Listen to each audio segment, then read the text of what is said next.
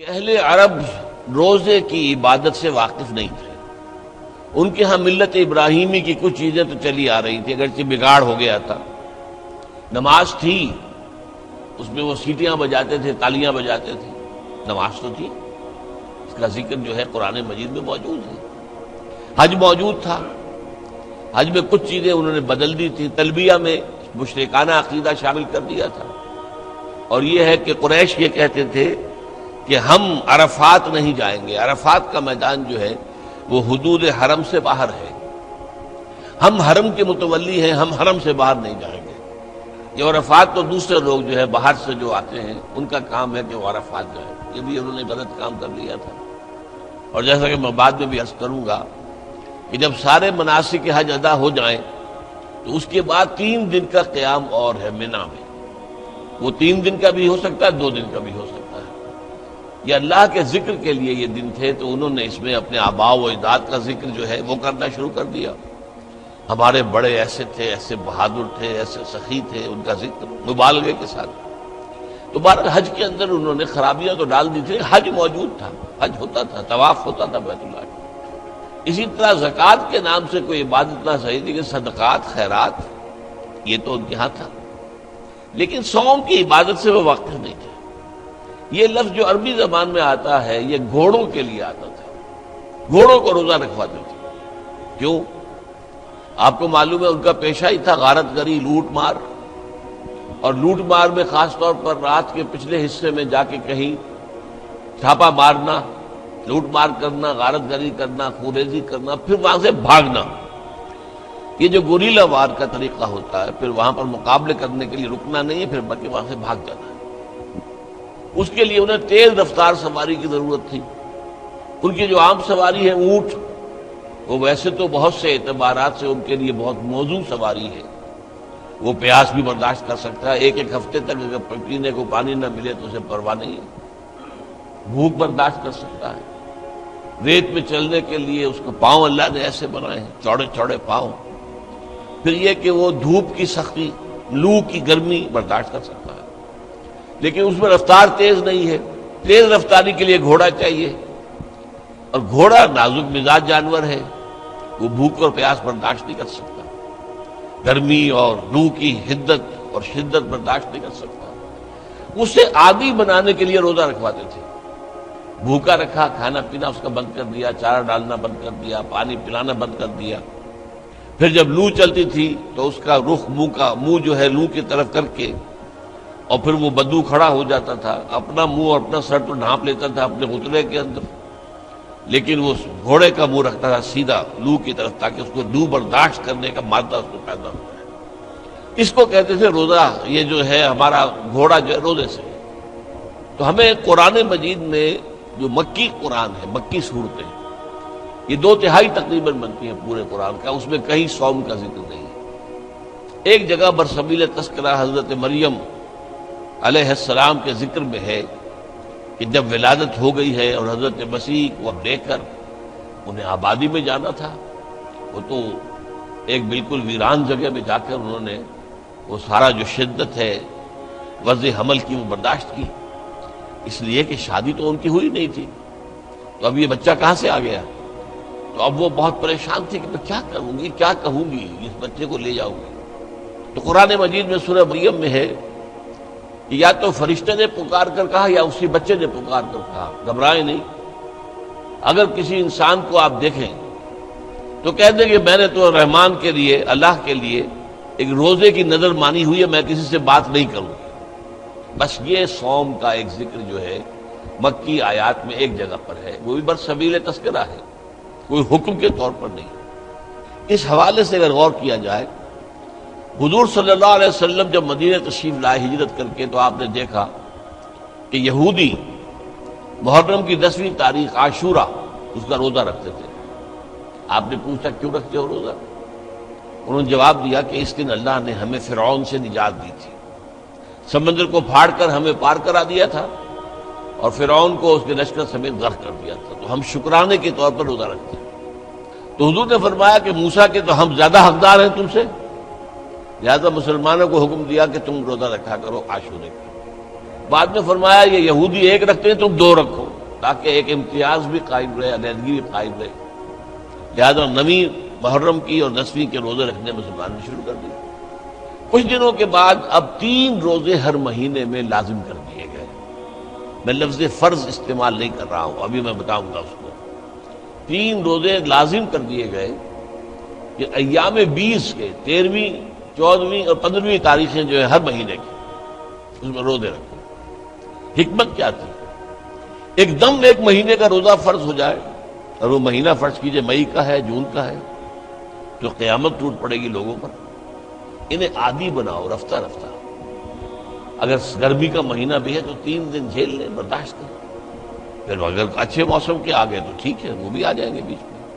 تو 3 دن کے یہ روزے لازم کیے گئے، اور اس کے لیے پہلا حکم قرآن کا جو آیا ہے، کتب علیکم الصیام، لکھ دیا گیا تم پر روزہ رکھنا، واجب کر دیا گیا۔ وجوب اصل میں 2 طرح کا ہوتا ہے، ابھی میں عرض کروں گا آپ سے۔ وجوب علی العین، وجوب علی الخیار۔ یہ جو روزہ واجب کیا گیا، کتب علیکم الصیام کما کتب علی الذین من قبلکم، جیسے کہ روزہ رکھنا لکھ دیا گیا تھا، فرض کیا گیا تھا ان لوگوں پر کہ جو تم سے پہلے ہو گزرے۔ تمام امتوں پر روزہ جو ہے وہ لازم رہا ہے، لعلکم تتقون، تاکہ تمہارے اندر تقویٰ پیدا ہو جائے۔ جو اس میں حکمت صوم کا جو ذکر ہے وہ میں بعد میں بیان کروں گا، ابھی میں صرف اس پہلو سے گفتگو کر رہا ہوں کہ میری رائے میں، اور مولانا انور شاہ کشمیری رحمۃ اللہ علیہ کی رائے میں، اور امام راضی کی رائے کے روح سے بہت سے جو سلف کے اندر تابعین ہیں ان کی رائے میں، یہ حکم روزے کا رمضان کا نہیں ہے بلکہ ایام 20 کا ہے، اس لیے کہ آگے فرمایا ایام معدودات، گنتی کے چند دن ہیں۔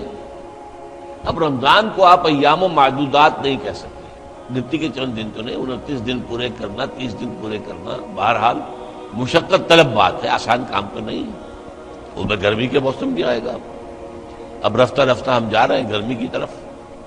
ایام و معدودات، اب یہ ایک طریقہ ہے تشویق کا، ترغیب، دیکھو بھائی فکر نہ کرو، ہمت کرو، گنتی کے چند دن ہے نا۔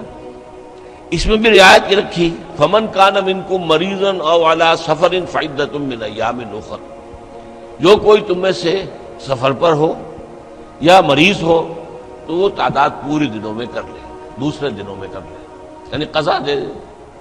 13ویں 14ویں اور 15ویں میں کسی تاریخ کو روزہ نہیں رکھ سکا، یا کسی مہینے میں 3 روزے جو ہیں کسی سفر میں نکل گئے، تو بقیہ دنوں میں وہ 3 روزے رکھ کر اس کی قضا دے دیں۔ وعلی الذین یطیقونہ، اور وہ لوگ کہ جنہیں طاقت ہو وہ رکھ سکتے ہوں، نہ سفر پر ہے نہ مریض ہے، فدیۃ طعام مسکین، اگر وہ روزہ نہ رکھیں تو اس کا فدیہ ہے 1 مسکین کا کھانا کھلا دینا۔ ایک رعایت اور رکھ دی، 2 رعایتیں ہو گئی، بیمار ہو، سفر پر ہو تو قضا کر لو دوسرے دنوں میں، اور اگر کسی وجہ سے طبیعت بالکل نہیں مان رہی، طبیعت آمادہ ہی نہیں ہے، روزہ رکھنے پر طبیعت جو ہے کسی طور سے آمادہ نہیں ہو رہی، تو اس کا ایک فدیہ ہے، اس کا ایک کفارہ ہے، 1 مسکین کو کھانا کھلا دو۔ فمن تطوع خیرا فهو خیر اللہ، اور جو کوئی اپنی مرضی سے زیادہ خیر کمائے، 1 کے بجائے 10 مسکینوں کو کھانا کھلائے، تو یہ اس کے لیے بہتر ہے، اس کو زیادہ اجر و ثواب ملے گا۔ وَأَن تَصُومُوا خَيْرٌ لَكُمْ، اور اگر تم روزہ رکھو تو اسی میں تمہارے لیے بہتری ہے، ان کنتم تعلمون، اگر تم سمجھتے ہو۔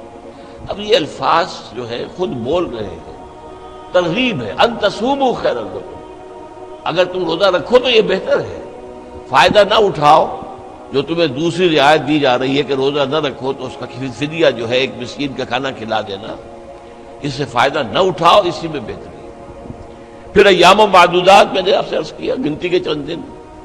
اب اصول قرآن مجید کا یہ ہے، القرآن یفسر بعضہ بعضا، قرآن کا ایک حصہ دوسرے حصے کی تفسیر بیان کرتا ہے۔ یہ ایام و معدود کا کے الفاظ آئے ہیں 2 ہی رکوعوں کے بعد حج کے ضمن میں۔ حج کے ضمن میں جیسا کہ میں نے ابتدا میں بھی عرض کیا تھا، جب تمام مناسک حج ادا ہو گئے، وقوف عرفہ بھی ہو گیا، مزدلفہ بھی ہو گیا، پھر قربانی بھی ہو گئی، حلق بھی ہو گئی، رمی ہو گئی، یہ سارے جو ہے تمام جو مناسک ہیں وہ پورے ہو گئے۔ اب 2 دن یا 3 دن قیام کرو منا میں اللہ کے ذکر کے لیے، چنانچہ ان رکوع میں فرمایا گیا فَإِذَا قَضَيْتُم مَّنَاسِكَكُمْ فَاذْكُرُوا اللَّهَ كَذِكْرِكُمْ آبَاءَكُمْ أَوْ أَشَدَّ ذِكْرًا۔ جب تمام مناسک کے حج ادا ہو جائیں، پورے ہو جائیں، تو پھر اب اللہ کا ذکر کرو اتنا شدت کے ساتھ، بلکہ زیادہ شدت کے ساتھ جس کے ساتھ تم اپنے آباء و اجداد کا ذکر کرتے تھے۔ یہ خرابی انہوں نے کر لی تھی، بجائے اللہ کی یاد کے، اللہ کے ذکر کے، اللہ کی عظمت کے بیان کے، اللہ کے انعامات اور احسانات کے تذکرے کی بجائے وہ اپنے بڑے لوگوں کے جو ہیں اوصاف اور ان کا کردار اور ان کے کارنامے اور ان کی سخاوت، ان کی شجاعت، ان کی بہادری، یہ اس کا تذکرہ کرتے۔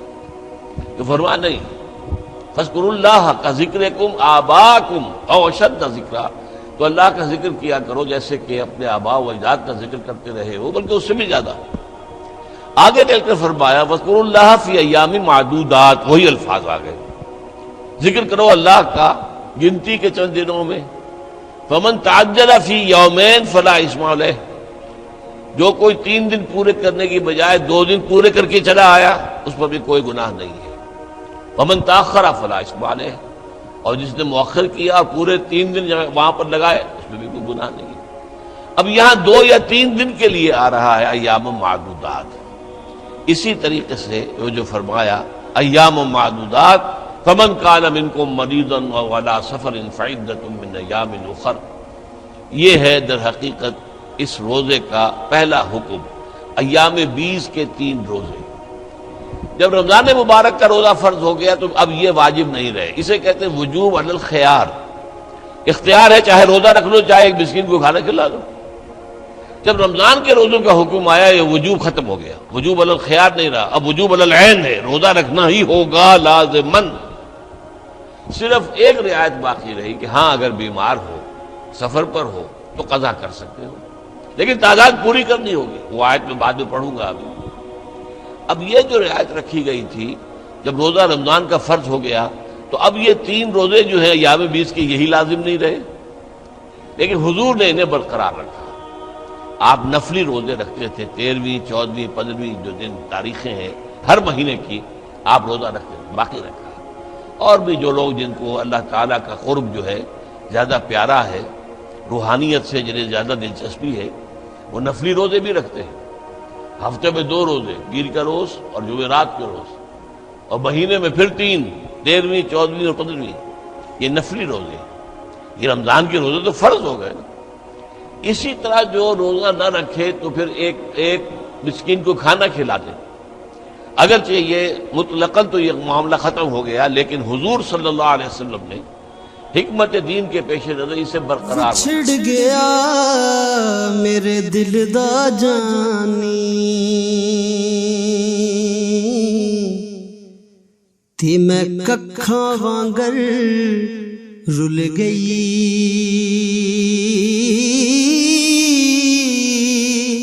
پھلاں نالوں میری نازک جندڑی